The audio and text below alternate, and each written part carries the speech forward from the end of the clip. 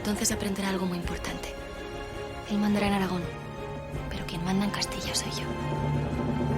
Con estas simples palabras, se puede considerar pactado el reinado de los reyes católicos.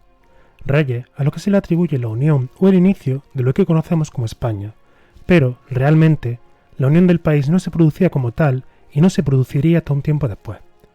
No se debe de olvidar que este matrimonio fue una unión dinástica más que nacional. Una unión que nació clandestinamente el 19 de octubre de 1469, la cual tuvo que ser secreta y sin el visto bueno de muchos señores poderosos, como lo era el rey de Castilla por ese entonces, Enrique IV, o la oposición del propio Papa, que debido a que ambos eran primos, necesitaban una bula papal para que el matrimonio fuera legal. Una unión que se llevó a cabo mediante la falsificación de documentos como una bula papal de un papa que ya llevaba tiempo muerto, o jugando al despiste para que pudiera celebrarse como que el príncipe de Aragón, Fernando, fuese disfrazado como un mozo de mula de unos mercaderes para saltarse los posibles obstáculos que encontraría en su camino a Valladolid. Como decíamos, aunque la unión era dinástica, el modelo que adoptaron los reyes en el futuro, pero que acordaron en un principio, era el de mantener la política llevada por la corona de Aragón, dando independencia tanto a Castilla como a Aragón para mantener sus propios intereses, instituciones, moneda y leyes. Pero por otro lado, se buscaba cierta unidad exterior, tanto en la futura conquista de Granada, como en defender los intereses mediterráneos de Aragón contra sus rivales franceses. Como toda gran historia, el inicio del reinado fue algo muy difícil, comenzando con una guerra civil por ver qué reina tenía el derecho a sentarse en el trono castellano. Isabel había conseguido que tras el pacto de los Toros de Guisando, su hermano Enrique la nombrase heredera en el 1468 antes que a la propia hija del rey, la cual era considerada ilegítima.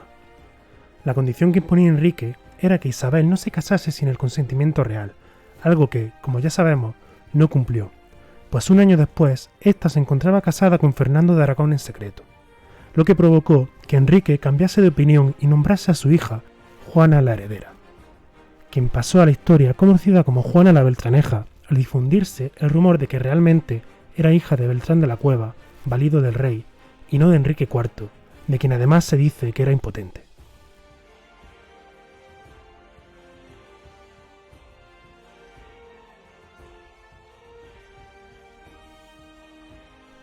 Por lo tanto, el caldo de cultivo para la guerra civil estaba servido a la muerte del monarca en 1474, pues cada pretendiente al trono hacía valer sus derechos a la herencia. Isabel, apoyada por las ciudades, buena parte de la baja nobleza y la poderosa casa de Mendoza, el duque de Medina Sidonia y el reino de Aragón. Juana, por su lado, tenía el apoyo de la alta nobleza castellana, arzobispos, la casa Pacheco, etc. Pero estos apoyos no eran suficientes para hacer frente a Isabel, por lo que los nobles castellanos proponen al tío de Juana y rey de Portugal, Alfonso V, el casamiento con la princesa castellana para que éste se convirtiera en rey de Castilla a pesar de la consanguinidad. La guerra se produjo desde 1474 hasta 1479, larga y con varios momentos donde peligraron las aspiraciones de Isabel, pero finalmente acabó siendo decisiva la batalla de Toro para el triunfo isabelino, tras la cual se firmó el Tratado de Alcasovas de 1479. En el mismo se reconocía a Isabel como la reina de Castilla, con la condición de no interferir en África, la cual se consideraba territorio de acción portuguesa, a excepción de las Canarias, que ya eran parte del territorio de acción castellano. Durante el conflicto castellano, Isabel y Fernando tuvieron que resolver ciertos problemas matrimoniales, como lo era el deseo de Fernando de tener plenos poderes en Castilla y no ser un simple rey consorte, provocando el enfrentamiento con su esposa algo inédito. Pues con la Concordia de Segovia del 15 de enero de 1475, Isabel consiguió convertirse en una reina competente que no esperaba depender de su marido para las decisiones de Estado, pues al menos en Castilla, las mujeres sí estaban capacitadas para reinar, a diferencia de lo que ocurría en el reino de Aragón. Por lo tanto, ambos monarcas pactaron las funciones, derechos y deberes que tenía cada uno en su reino y en el contrario. Desde entonces, a pesar de ser rey también de Aragón, Fernando pasó buena parte de su vida atendiendo los asuntos del reino de su esposa, al ser también considerado rey, aunque con ciertas limitaciones. Yo, Isabel, seré reina soberana y propietaria de Castilla. Fernando, mi legítimo marido, recibirá el tratamiento de rey. Las monedas y los sellos lucirán los nombres y los escudos de ambos dos. El nombre mío siendo el primero. Las armas de la reina quedando delante. Tendré potestad en Castilla para elegir a mi voluntad los gobernadores y los cargos que gestionarán mi reino. Y para recabar los impuestos, que yo sola administraré. así como los de Aragón administrará Fernando. En nuestros reinos impartiremos justicia como iguales si estando juntos, o por libre cada uno si separados.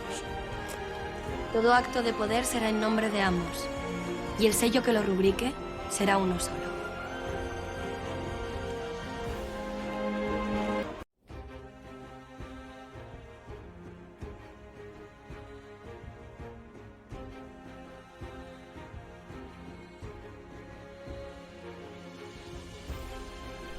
El reino nazarí de Granada era un estado vasallo de Castilla desde 1246. Esto significaba que tenían que prestar ayuda militar a Castilla desde entonces. Sin embargo, distintas acciones los dejaron aislados desde 1340 y la estabilidad interna casi nunca fue posible. Será en 1478 cuando los reyes Isabel y Fernando empiezan a pensar en una guerra total contra el reino nazarí, empleando una guerra tanto medieval como moderna mediante el uso de grandes ejércitos, artillería, asedios y demás, la cual se inicia en 1482. Los reyes irán conquistando territorio de forma progresiva, aislando la capital poco a poco, aprovechando durante el conflicto las divisiones surgidas entre Boabdil y su tío el Zagal. Los reyes católicos veían la victoria cada vez más cercana. En 1487 caerá Málaga, luego en 1489 Baza, y para el asedio de la ciudad de Granada y la ciudad palatina de la Alhambra se construye la fortaleza de Santa Fe, llegando al 2 de enero de 1492, cuando tras las divisiones internas que tenían los nazaríes, Boabdil entregó la ciudad a los reyes sin presentar combate. Con esta victoria sobre el Islam, los reyes pasan a obtener el famoso sobrenombre de los reyes católicos. En cuanto a la religión, el deseo de mantener la península bajo coronas cristianas se le unió el deseo de que en las Españas se tuviese una misma fe, provocando tras la conquista de Granada en 1492 que los judíos se bautizasen o partieran en el exilio. Esto motivó la salida de entre unos 150.000 o 200.000 judíos, echando por tierra toda oportunidad futura de que estos estableciesen una clase social dedicada a la industria y los negocios. A esto hubo que sumar la implantación de la Inquisición desde 1480, que no paró de acosar a los judíos conversos que sí decidieron quedarse. La conversión de los musulmanes sería la siguiente, pero en un intento de que Granada tuviera una transición de poder suave y pacífica, se buscó crear las capitulaciones de Granada, donde se establecía que los conquistados pudieran conservar la religión, propiedades y costumbres. Pero para 1499, la obsesión de Isabel de una unión religiosa en la península llevó a que las capitulaciones se rompieran, mientras que el cardenal Cisneros obligó a bautizar a los musulmanes. A pesar de la revuelta, los musulmanes que se sublevaron en el Albaicín en 1499 tuvieron que elegir entre la conversión a la fe cristiana o el exilio, algo que se trasladó a toda Castilla y dio lugar a una ingente cantidad de población que se definía como morisca, es decir, musulmanes convertidos al cristianismo.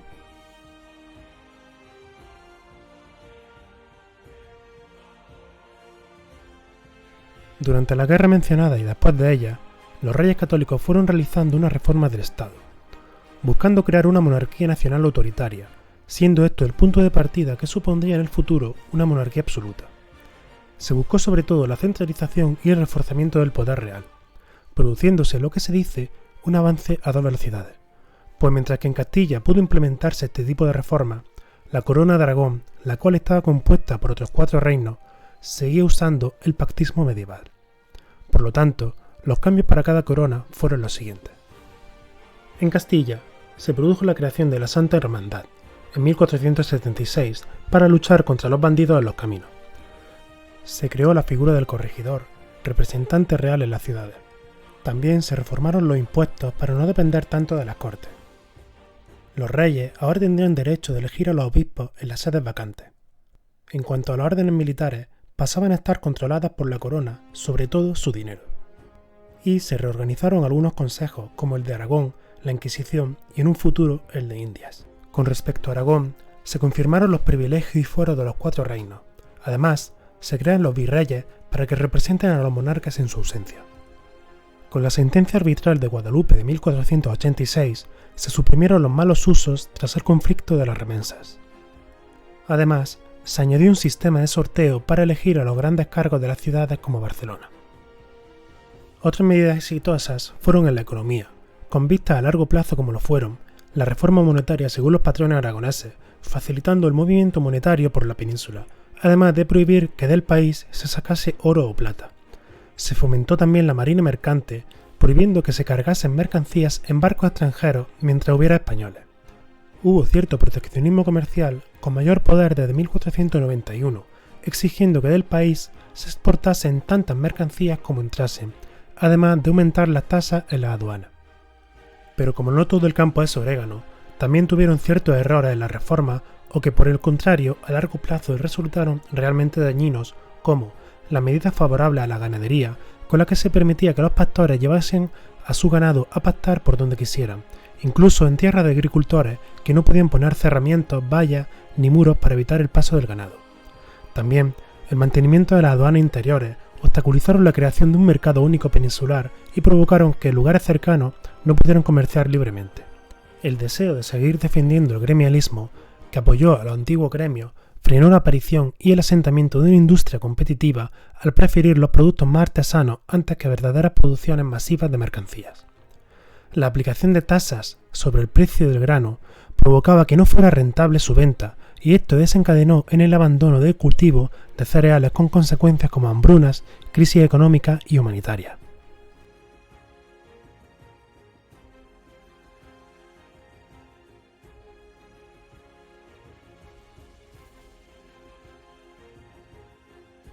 Tras la conquista de Granada, solo quedaban independientes a los reyes católicos dos reinos peninsulares, como lo eran Portugal y Navarra.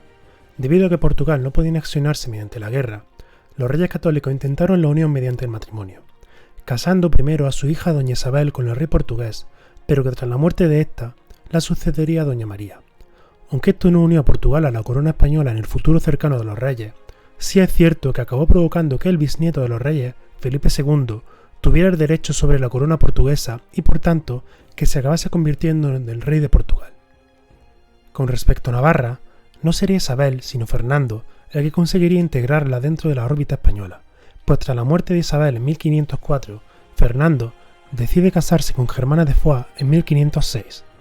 Tuvo varios intentos de controlar el reino sin violencia, pero a la muerte de la reina Catalina en 1512, decide invadir militarmente Navarra con un ejército castellano con la ayuda del duque de Alba, incorporando el reino a la corona de Castilla gracias a sus derechos matrimoniales con Germana de Foix y a los derechos hereditarios por ser hijo de Juan II, quedando la parte surpirenaica para Castilla y la norpirenaica en territorio francés, aunque el reino mantuvo intacta su autonomía política a pesar de la incorporación en Castilla. Hasta aquí sería esta primera parte en la que hemos hablado sobre la política interior y peninsular de los reyes católicos. En el próximo vídeo nos centraremos en la política exterior como la italiana y norteafricana, el descubrimiento de América, la conquista de Canarias, la sociedad y las consecuencias del descubrimiento de América para la economía europea. Nos vemos muy pronto.